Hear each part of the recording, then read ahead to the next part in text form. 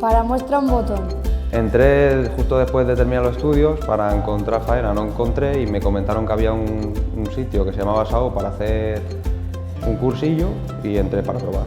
En cuanto empecé el diseño gráfico me fue bastante bien, me gustó la verdad, me ayudaron bastante en prepararme y tal.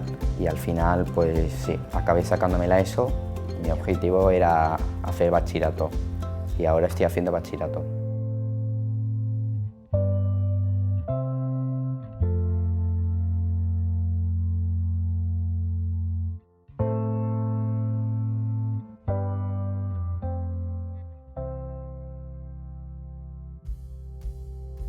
Para muestra, un botón. Pero no pensaba que tenía estas ganas y esta afición, como que me ha despertado la chispita, me ha ayudado mucho por el tema de aprender a poder desenvolverme en un nuevo trabajo y emocionalmente también me ha ayudado a sentirme segura, sentirme yo que puedo volver a empezar. Porque hay parque.